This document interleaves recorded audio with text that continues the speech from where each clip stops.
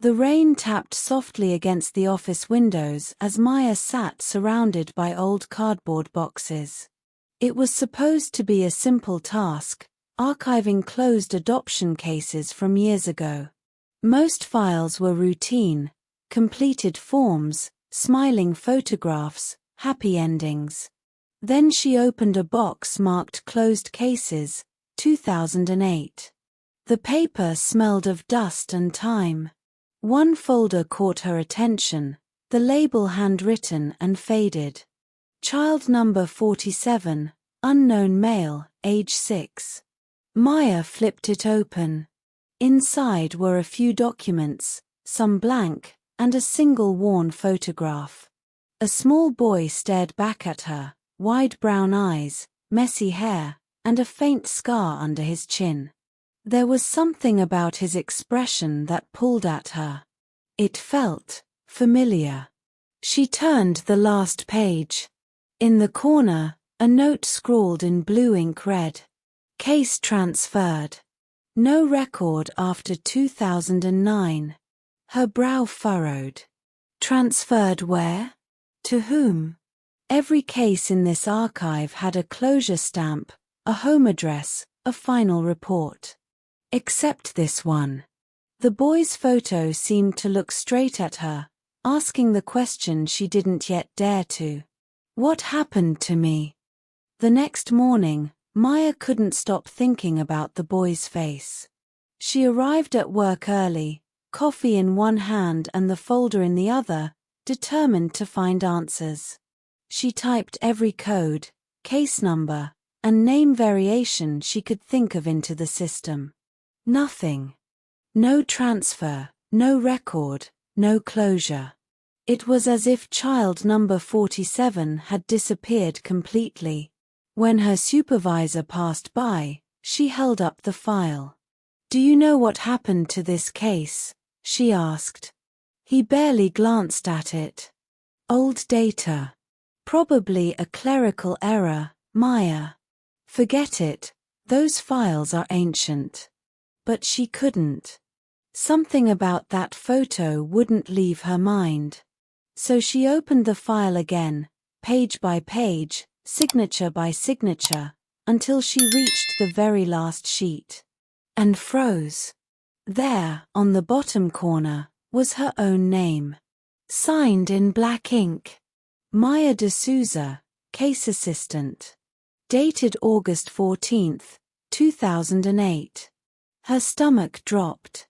She had been an intern that summer, tired, nervous, still learning. She didn't even remember this case. But the signature didn't lie. 15 years ago, she had handled this child's file. And somehow, she had let it end without an ending.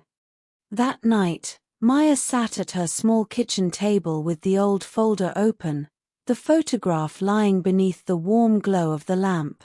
She studied the boy's face, those deep brown eyes, the tiny scar beneath his chin, the shy curve of his mouth. There was something hauntingly familiar about him, something she couldn't name but couldn't ignore. A soft knock broke her thoughts.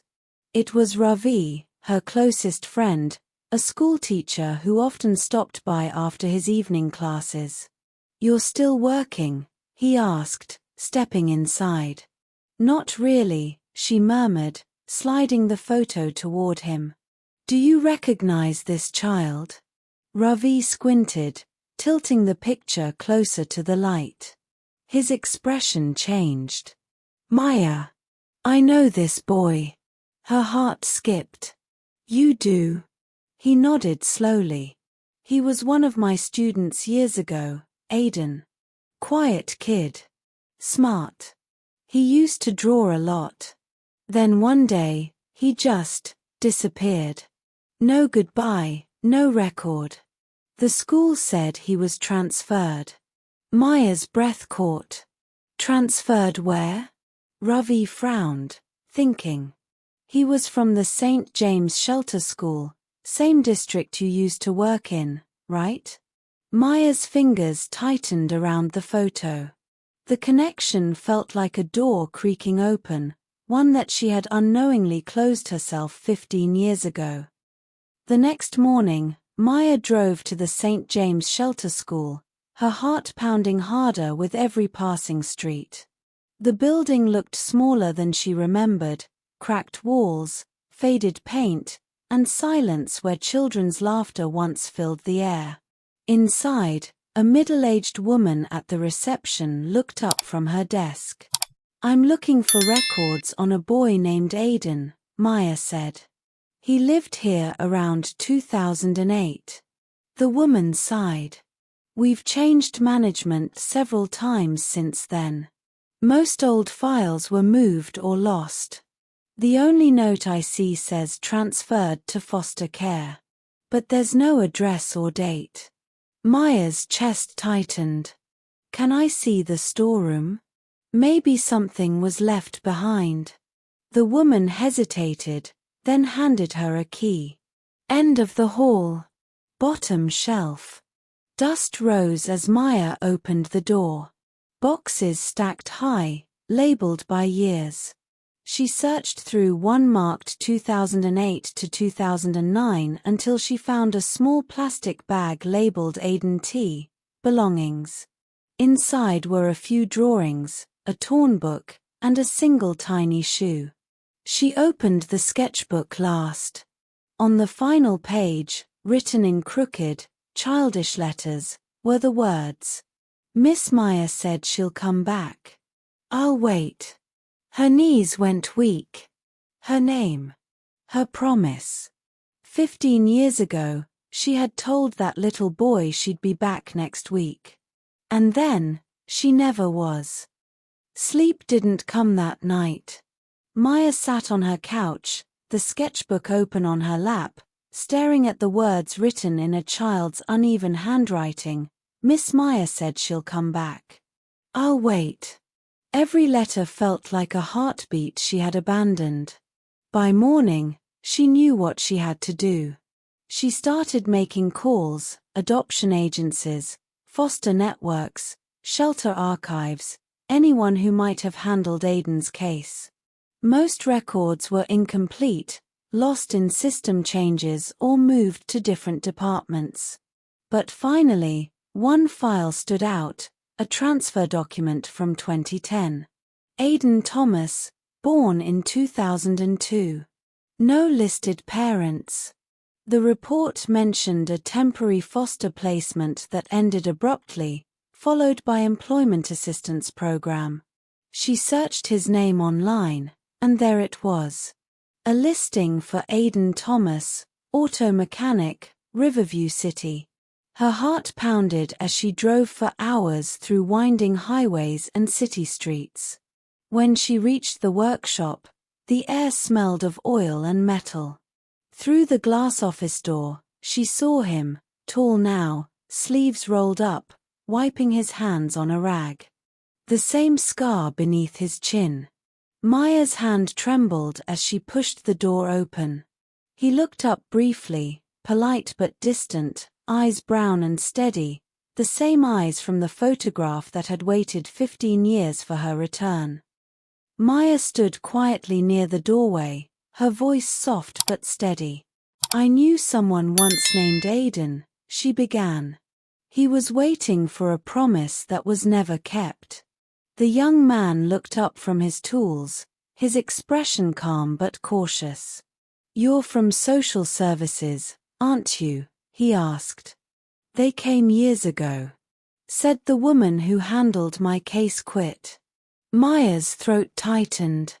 "No," she whispered, shaking her head.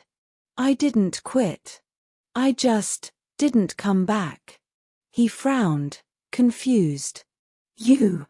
Her eyes filled with tears. "Yes, Aiden. I was your caseworker. You were 6.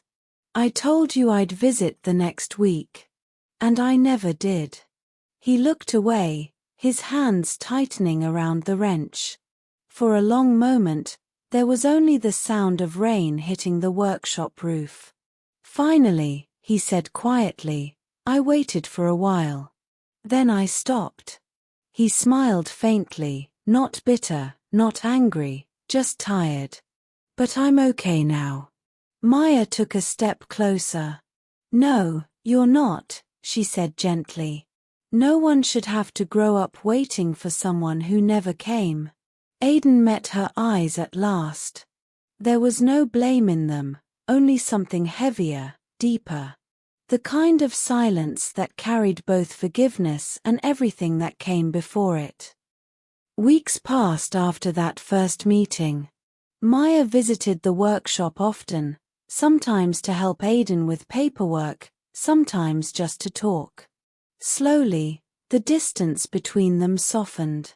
One evening, she arrived with a college brochure in her hand. You once said you wanted to fix more than cars, she said with a smile. Let's make that happen. Aiden hesitated, then nodded. I'll try. She helped him enroll in night classes, guiding him through forms, schedules, and student IDs like she should have done all those years ago.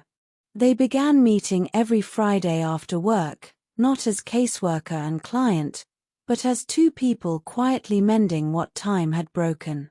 One night, as they sat outside the shop under the dim yellow streetlight, Aiden reached into his bag and handed her a small sketchbook.